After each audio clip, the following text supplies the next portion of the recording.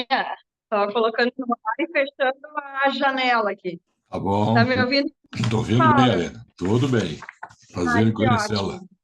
Aquele dia não deu, Prazer, eu saí do pátio aqui, eu moro num sítio, tinha faltado luz, aí veio a luz, eu não vi, esqueci. Ai, antes da gente gravar, eu quero conversar um pouquinho contigo. Eu vi teu projeto e bem interessante. Bom, Mas não tem problema, a gente encaixa ele no início. Olá, o Viver Plenamente de hoje, ele vai ser online. Sabe por quê? Porque eu achei uma pessoa com uma agenda extremamente ocupada, mas que tem um tema extremamente relevante para a sociedade atual, principalmente numa semana de Dia dos Pais, em que a gente fala também sobre a questão do papel masculino na sociedade atual. Mauro Posati, psiquiatra, médico, te apresenta, Mauro. Qual a tua formação? já falou. Também é essa que tu dissesse, mas também é educador. Eu sou educador, tenho especialização, mestrado e doutorado em educação. Agora eu estou fazendo um pós-doc também em educação. E com essas coisas eu fui misturando. Gosto de ler, gosto de estudar e compartilhar o que eu venho aprendendo nesses anos. Estou com 71, então a gente já tem uma corrida, E né? o principal nicho de pesquisa foi a questão do atendimento com homens, né, Mauro? Que Então, você começou. Vamos entender como é que surgiu aí o Guerreiros do Coração, que é esse teu site, guerreirosdocoração.com.br, e que também é um trabalho voltado para o público masculino na questão de autoconhecimento. nos anos 90, bem no início, eu já professor da URGS, da Faculdade de Medicina e o mestrado, tal, formação em análise transacional, eu me deparei com uma separação. Tinha dois filhos, um de 10, outro de 7, e eu me perguntava como é ser pai de meninos quando eu não estou morando todos os dias com ele, porque para mim isso não estava no meu script, a separação. E aí Casou para constituir família e continuar com a claro, família. Não era para separar. eu sou das antigas, né? Então, é, ou era, agora talvez esteja um pouquinho mais aberto, mas família era assim. Então, minha família não tinha muitos que tinham separado. O divórcio recém estava aparecendo naquela época, acho. Mas aí eu fui me perguntar como é que é ser pai de meninos não estando morando com eles, né? Como é que é como orientar a ser homem? Só que aí eu me perguntei o que era ser homem e vi que eu não sabia muita coisa. Eu sabia que eu tinha aprendido existencialmente, assim, em casa. E, claro, eu trabalhava com isso, mas numa outra perspectiva, talvez. E aí eu fui procurar livros e o que eu mais encontrei seriam livros escritos por mulheres sobre homens que não estavam muito satisfeitas dos seus homens. Então era uma guerra, assim, acho que até era um termo da época, guerra de sexos. Geralmente vinha com um ponto de vista até negativo sobre os homens, de certa forma. Poderia se dizer assim? Olha, eu encontrei numa livraria lá no Uruguai um livro que propunha matar os homens e deixar só 10% para a procriação. Tu vê, não que Extremamente todos radical. não que todos fossem assim, mas esse livro tinha. Então, obviamente escrito por mulheres. Né? Então, e homens mesmo não existia, até porque o homem não gosta de falar das coisas mais. Não gostava de falar das coisas mais pessoais. No princípio, o homem tinha que saber trabalhar, botar a força de trabalho, trazer dinheiro para casa e fazer sexo. O, o quadrinho era bem curto. Então, eu comecei a estudar, e aí, nessa época, apareceu. Eu estava fazendo também uma formação em terapia com estados ampliados de consciência. É um tipo de técnica criada por um psiquiatra tcheco através da hiperventilação. com efeitos equivalentes ao LSD, a ayahuasca, mas só respiração e música. Eu trabalho com isso desde aquela época. E esse conhecimento, a pessoa que estava ministrando o curso também estava numa situação semelhante, e ele vinha de São Paulo e me disse: olha, vai ter um ritual de homens com o pessoal lá da comunidade de Findhorn, vai sair em São Paulo. Isso foi em março. Eu já me inscrevi na hora, era em julho que seria e já convidei mais dois amigos. Fomos durante todos esses meses até o evento. Uma semana antes só tínhamos nós três e mais esse meu professor que vinha lá de São Paulo inscritos. Na, na, no dia tinham 21 pessoas. Por que eles estavam lá? A maioria dos 21 disseram: a minha mulher foi numa palestra sobre esse evento e ela chegou em casa e disse: ou tu vai ou deu, né? Não quero mais saber de ti. Então a maioria estava lá. Tinham 7 que eram homossexuais. Um assumido, os outros, durante o evento, eles se posicionaram. Por que estavam lá? Eles queriam aprender a ser homens. Não é deixar de ser homossexual. É ver o que seria um homem inteiro. E essa era a ideia, rumo à nova masculinidade. Era o nome do rito. É um rito baseado nas práticas dos indígenas norte-americanos.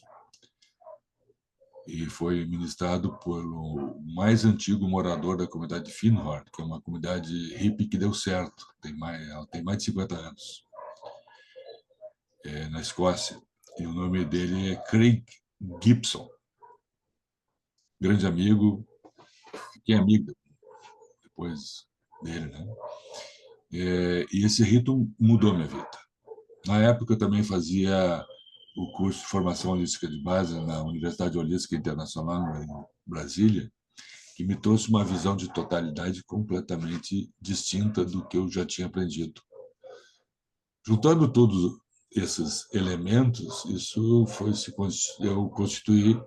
Ah, sim, aí eu trouxe o Craig 2 vezes para Porto Alegre, eu e mais esses amigos. E essa vinda dele, eu consegui, de novo, nós conseguimos 2 grupos de 25 homens, gaúchos. Bastante, Bastante. bastante, né? 90, Principalmente numa cultura aqui do sul, que o pessoal geralmente tem muito aquele estereótipo de ser o gaúcho, né? Machista, machão, uma tá. cultura mais, né? Fechada. E aí eu pensei, que maravilha, agora a coisa anda, né? Porque tinha dado tão certo para mim, as pessoas gostaram muito. Sumiu todo mundo. E eu fiquei me perguntando por que homens que fazem um trabalho desse, que gostam, que abrem o coração, desistem. Aí, como eu tinha já estudos na área de grupos, de psicoterapia de grupos e tal, eu formei um grupo. E o nome que eu dei foi de uma entrevista, foi tirado de uma entrevista que o Craig deu sobre esse tema para uma academia que tem em São Paulo de filosofia chamada Palas Atena. E ele comentava que o homem hoje ele precisa fazer a mais longa viagem, que é vir da mente para o coração. E essa Por isso, viagem. Guerreiros do Coração. Isso. Só que depois, mais tarde, eu fiquei sabendo que ele tirou isso de uma ONG internacional que, que era equivalente aos Guardiães do Planeta, né? Que atuava em todo o planeta com questão de conflito e tal, e tinha um projeto chamado Guerreiros do Coração. Aí eu chamei o grupo de Guerreiros do Coração, por causa da entrevista do Craig. E, bom, começou devagarinho. Do primeiro grupo começaram 5 jovens, ficou um só. Aí, na sequência, eu comecei outro grupo, e aí foi. Como eu era professor, tinha acesso às pessoas mais jovens, mas esses jovens gostaram tanto que começaram a convidar seus pais. E aí foi boca a boca, né? A Um foi coisa indicando o outro e funcionou desde foi então. isso, não Tomou essa parou, proporção hoje. não paramos até hoje. Hoje existem grupos de guerreiros ativos, Rio Grande do Sul, Santa Catarina, Paraná, São Paulo, Distrito Federal, Rio de Janeiro, Minas e agora na Bahia.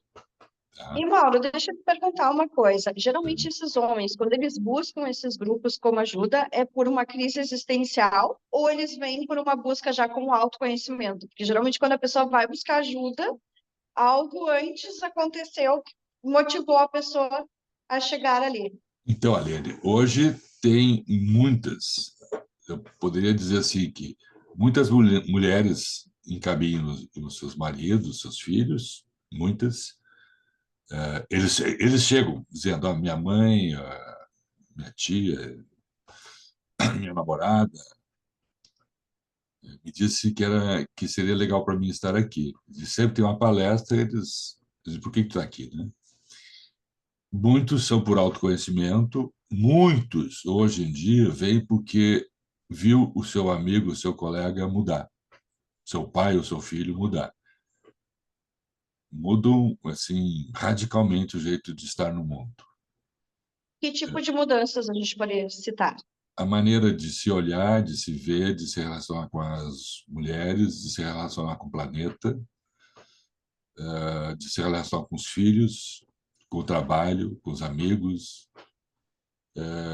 porque vai mudando na medida que a gente vai se conhecendo, a gente quer que o mundo fique melhor. Na medida que nós todos somos interconectados, que se a gente fizer mal para si ou para os outros, vai acabar afetando si ou os outros, o campo, né? Hoje a gente trabalha muito com a ideia de campo. Então, eles vêm buscar, muitos são céticos. Tem pessoas de todos os calibres, de todas as formações acadêmicas, tem de tudo. E quando ele entra no grupo, ele não traz o seu currículo. Ele traz assim: meu nome é Mauro, ponto. Não precisa dizer mais nada, não precisa saber se ele ganha bem, se ganha mal, se ele é parará, parará, nada. Aos poucos, ele vai ganhando confiança no grupo e vai partilhando o que ele quiser. E os grupos, normalmente, depois de um ano, principalmente depois do primeiro ano, depois eu explico um pouquinho melhor isso aí, é, as pessoas colocam assim: olha, eu tenho amigos, tenho irmãos, mas o que eu falo aqui eu não falei para ninguém. E são pessoas que ele só conhece o primeiro nome, às vezes. Então, essas são as mudanças que vão acontecendo. A pessoa se torna mais inteira, ela vai em busca da inteireza do ser. E, ao fazer isso, atinge todas as áreas dela. Quando começou, era só um trabalho de 8 encontros e um rito final. Hoje, nós temos esses de 8 encontros viraram 16 encontros com 2 ritos, que a gente chama primeiro ciclo. Depois vem um segundo ciclo que dura 3 anos. Aí o pessoal tem mais, nós criamos um terceiro ciclo, um quarto ciclo, um quinto ciclo, e cada um vai trabalhando coisas diferentes. O foco é distinto. A gente estuda, por exemplo, todo o desenvolvimento do homem, desde a fecundação até a morte, o que vai acontecendo com as faixas etárias. Então, o que acontece, por exemplo, os que mais vêm são entre 34 e 55 ou mais de 55. Né? Tem alguns mais jovens, mas normalmente E entre 34 e 55, a gente poderia dizer também que é a fase onde eles acabam sendo pais. também. Também, e a gente chega, chega na adultez, né? Passou por todas as fases, passou pela adolescência, a juventude, entra no ser adulto. É o auge da força energética do homem e da mulher também, colocada no mundo exterior.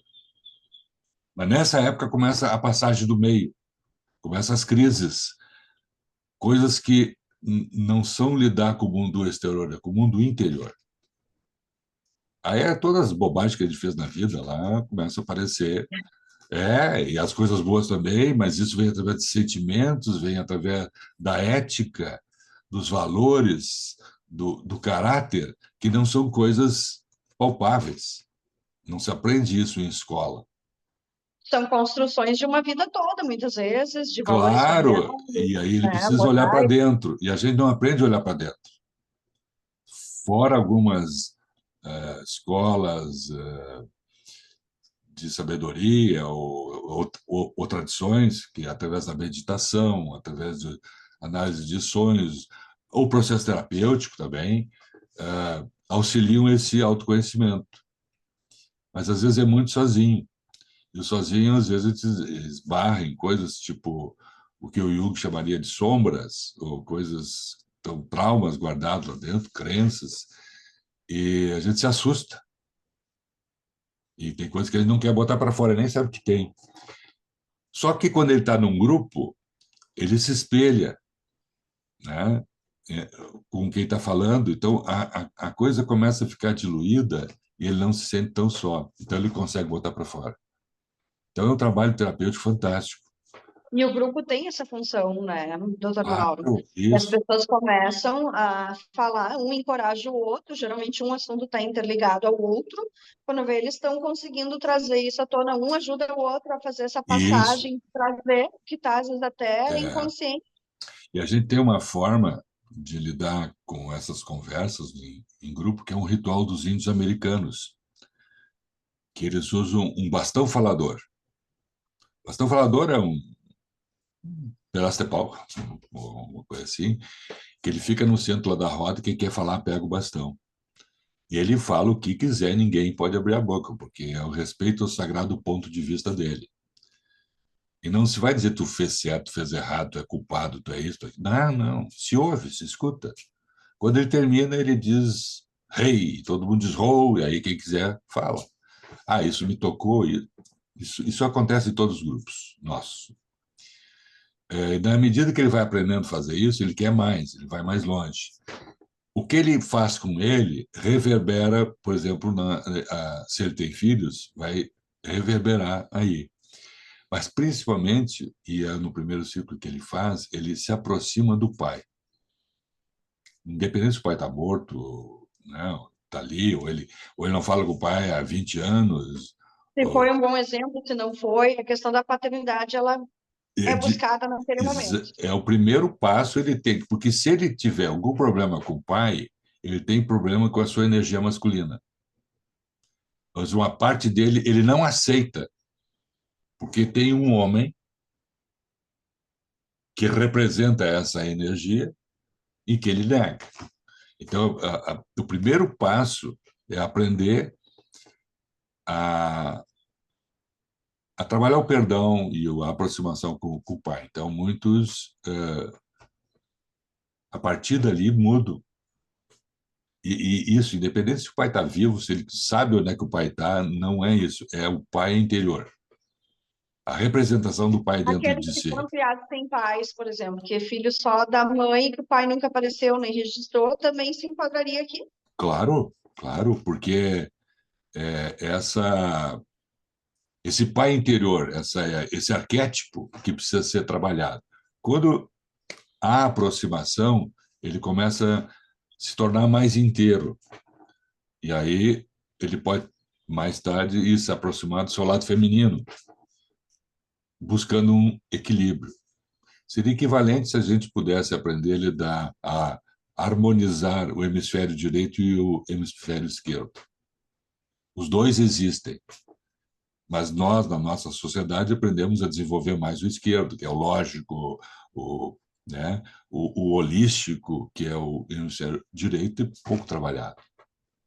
Se a gente harmoniza isso, como mostram testes com o eletroencefalograma, com monjas franciscanas ou com monges budistas, eles harmonizam os lobos parentais e conseguem manter o foco, o frontal, e vão onde querem mentalmente, né? Seria mais ou menos isso, essa busca dessa inteireza Achar um ponto de equilíbrio também entre energia feminina e masculina. dentro de si. Para isso, ele tem que ultrapassar primeiro a questão com o pai, depois confiar nos homens. Tá? E vai indo aos poucos, mas sempre tem vivências, se apresenta textos para as pessoas lerem, se tem uma bíblia, hoje temos uma bibliografia vasta sobre isso.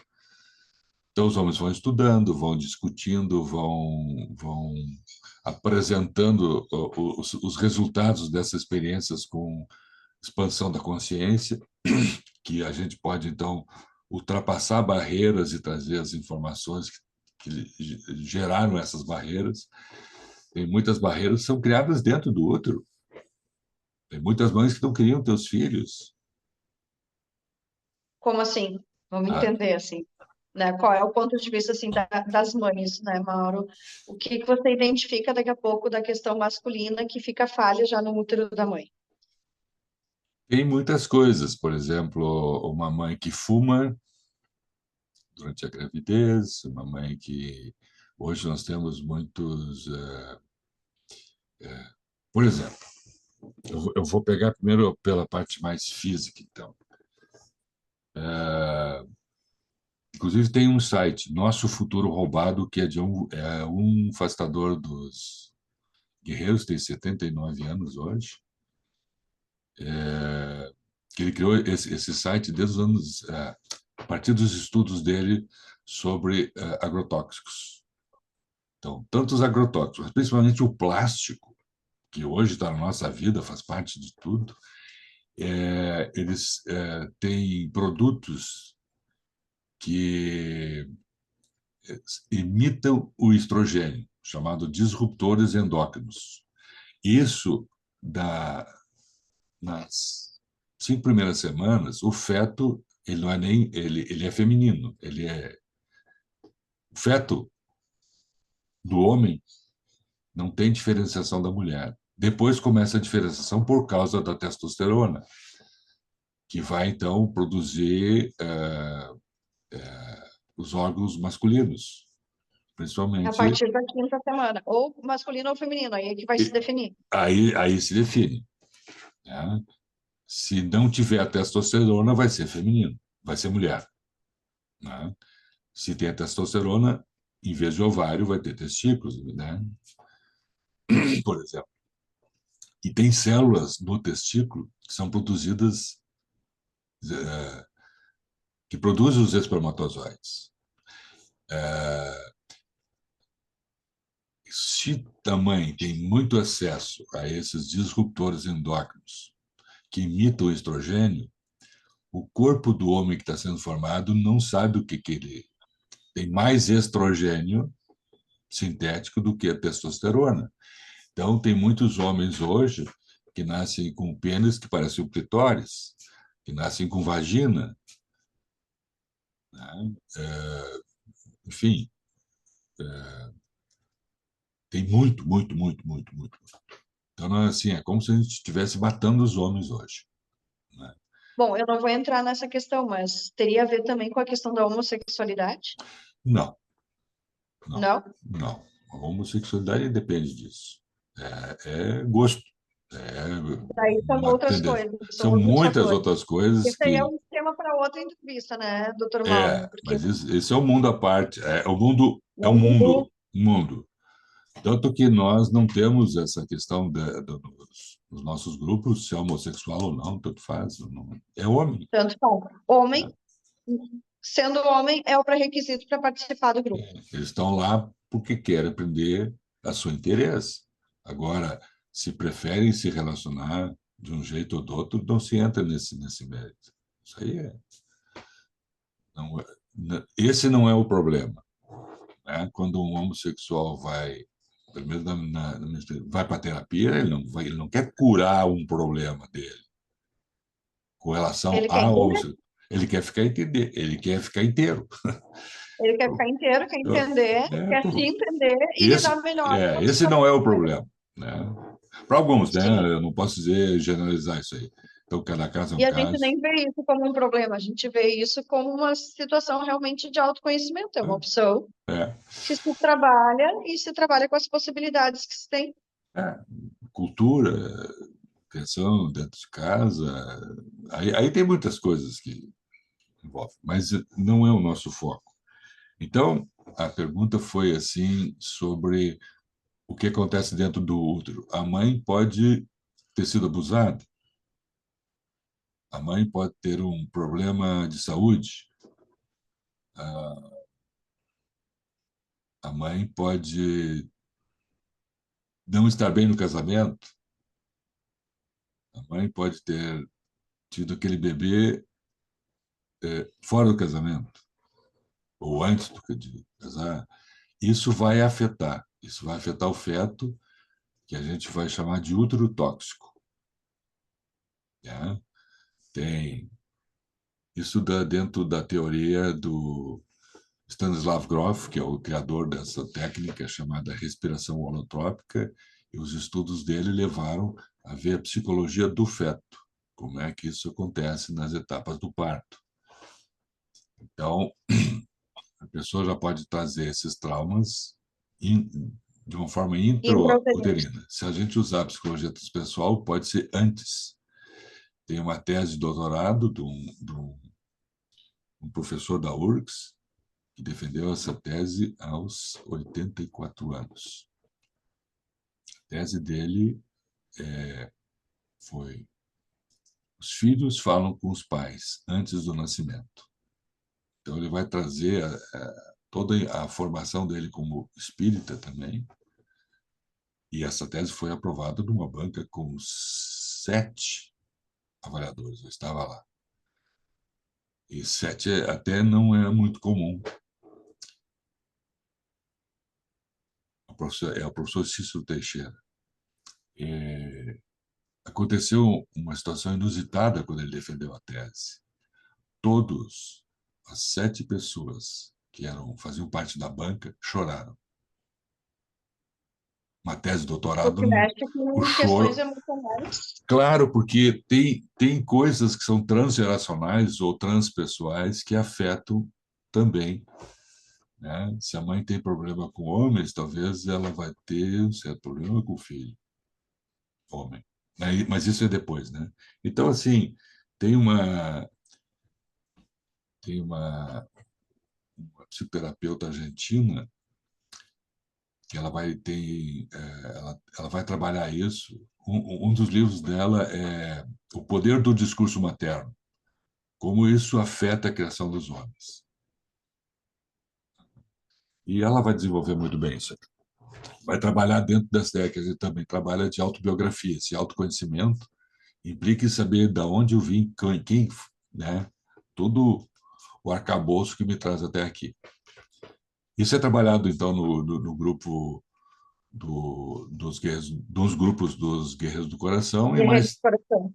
mais tarde a gente vai estudar escolas filosóficas, escolas de sabedoria, como é que elas veem o mundo.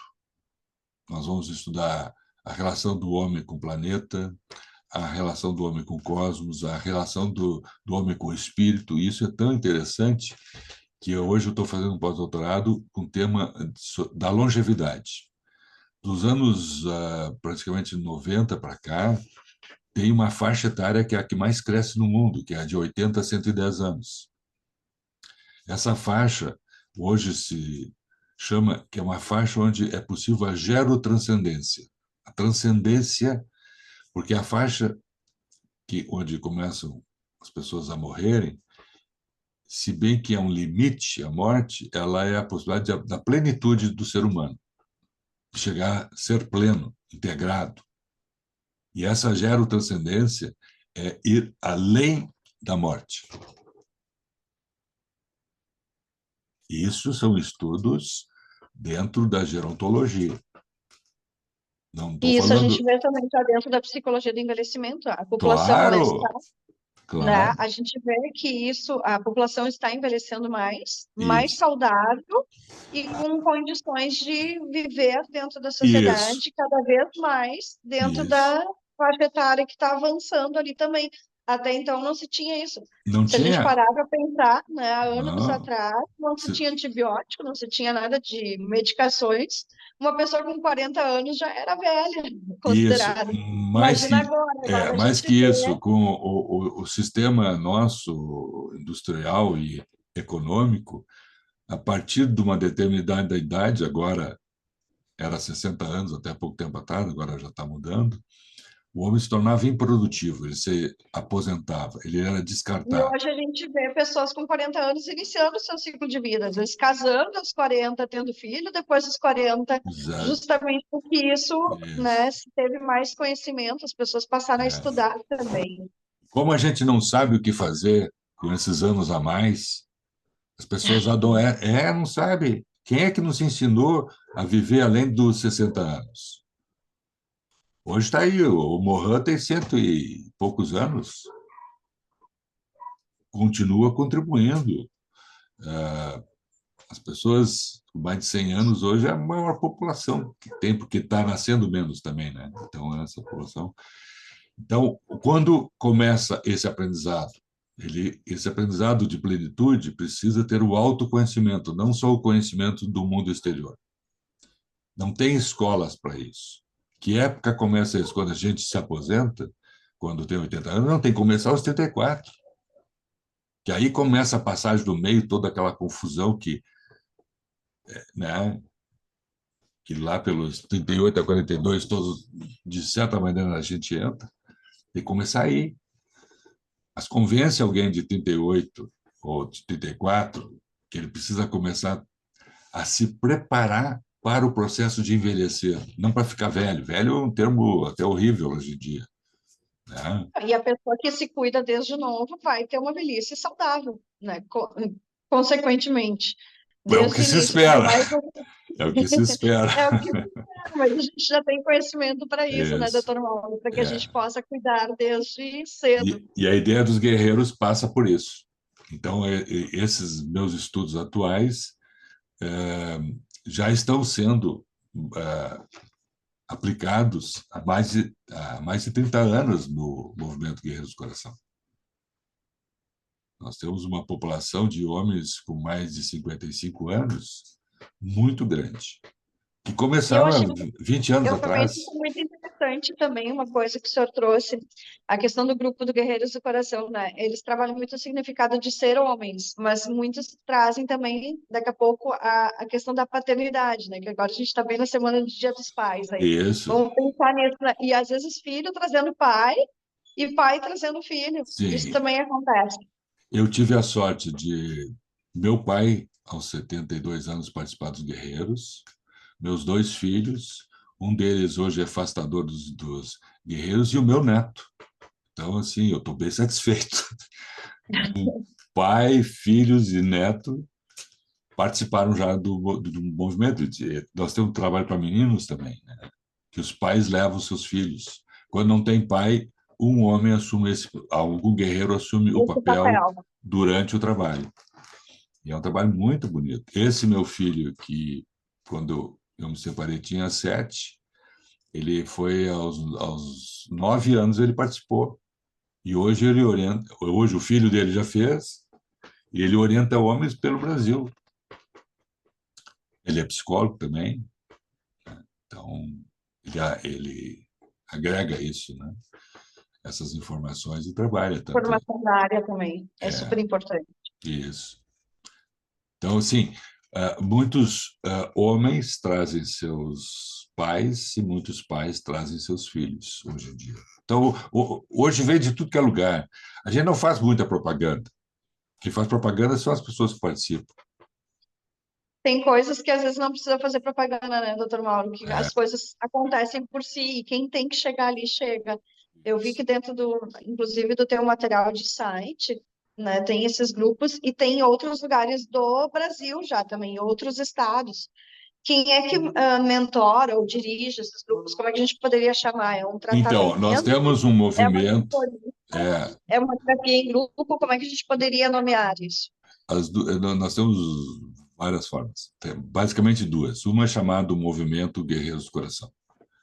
Esse movimento é coordenado pelo Conjunto dos Fazedores, onde todos têm o mesmo direito ao voto. Aí tem uma organização no Brasil chamada Coordenações Regionais, que coordenam as atividades daquela região. Paralelo a isso, a gente criou já desde 2018 uma associação Guerreiros do Coração, que é uma associação que legaliza todo o movimento, né? Só que essa associação, ela é, posso dizer assim, ela é dirigida por todos os facilitadores. O movimento tem um conselho que é o órgão máximo nosso. Então, não tem necessariamente uma ou outra pessoa. Eventualmente, alguém é eleito por 2 anos para ocupar um determinado cargo, mas não ganha por isso nada, porque as coisas principais são decididas em 2 reuniões nacionais. E depois se leva essas decisões para as suas regiões e lá tem um petit comitê lá que coordena as atividades da região. Então, nós temos isso. Né? Ele é legalizado, tem uma associação, que tem a parte financeira, a parte da educação. Eu, por exemplo, estou na área da educacional, tem outros que estão na área das relações, então o site, essas coisas todas. O site tem uma. Então, cada um tem o seu papel, É, para que justamente tenha um link que tenha uma ideia central de como funciona todos ah, eles. é todo Funcional. organizado e é tudo um único movimento, ou seja, o fazedor que está atuando lá em Minas Gerais, o pessoal de lá está tendo o mesmo trabalho que aqui em Porto Alegre, na Serra Gaúcha, ou no Oeste Catarinense. O trabalho é o mesmo. E a gente tem formação permanente, todos os fazedores estão em formação permanente, a gente tem curso. Durante a pandemia, se teve todo mês, nós tínhamos estudos juntos, tem uma vasta bibliografia que a gente se apoia, né? A gente trabalha com ciência, arte, filosofia e tradições o tempo todo, Perfeito. porque Que são vários pilares aí para tantas outras coisas, principalmente a questão também de ser pai, que é o que a gente assim, está pois é, agora eu fui para o outro lado. essa semana. A Então, gente vai dar uma volta, mas o ser pai é isso, ele vai acabar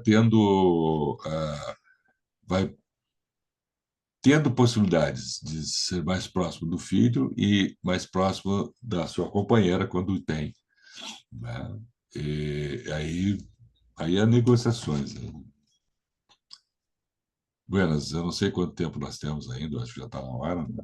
eu acho que a gente poderia deixar, doutor Mauro, uma mensagem pelo Dia dos Pais. Tem bastante conhecimento aqui para a gente trazer também. Eu vou querer te entrevistar em outros momentos também, Tá para bem. falar sobre a questão dos papéis masculinos na sociedade, que hoje em dia, né, o pessoal.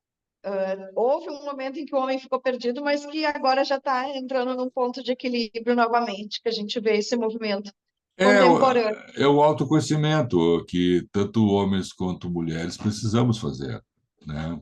Para ver esse Vem equilíbrio buscando. interior do masculino e feminino dentro de si. O que eu posso dizer para os pais? É uma coisa linda, né? Ser pai.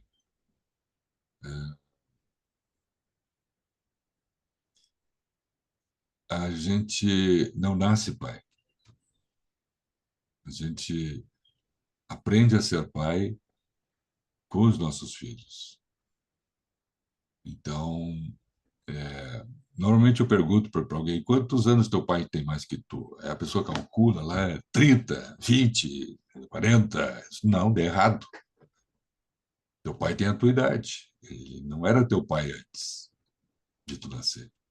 Então, e cada filho, a gente é um outro pai. Então, esse dar-se conta que a gente erra muito, que a gente acerta às vezes, né? Tem uma lenda dentro da medicina que os filhos se desenvolvem, apesar dos pediatras e dos pais, né? Então, assim, a gente vai aprendendo e a gente normalmente está pronto para ser pai quando a gente é avô. Aí seria. Mas a gente não poderia ser um bom avô ou qualificado se não buscou ser um bom pai. Esse bom pai pode aparecer durante a gestação, pode aparecer durante o desenvolvimento infantil, pode aparecer no final da vida. Bem importante, todas essas reflexões. Então, fica a reflexão aí pelo Dia dos Pais. Doutor Mauro Luiz Possati, falei certinho, Falou. sobrenome, né? Um grande psiquiatra, um grande mestre aí na área de trabalhar com os homens e o significado de ser homem na sociedade atual. Mauro, deixa teu contato, acho que o site é guerreirosdocoração.com.br, e se Isso. alguém quiser te procurar como médico para poder participar desses grupos, como é que pode te encontrar além do site? Só via por WhatsApp. WhatsApp, Eu nem atendo deixa o telefone. WhatsApp para o pessoal então te procurar. Tá, Qual o 51 prefixo? 51 Isso, 998086899. Eu não atendo o telefone se não está na minha lista de contatos. Já cansei tem que de mandar mensagem se tem que mandar identificando, explicando o que mensagem, está aí a gente buscando. começa a conversar e depois aí muda. Tá bem? Perfeito. Então, fica aí a mensagem desse médico psiquiatra maravilhoso. Muito obrigada, doutor Mauro, por Obrigado, ter, Aline. Tá né, bom? dedicado esses minutos aí a essa entrevista, que com certeza vai ser muito valiosa para vários pais e para vários homens que nos assistem hoje. Obrigado. E o Viver Plenamente de hoje fica por aqui. Até o próximo, pessoal.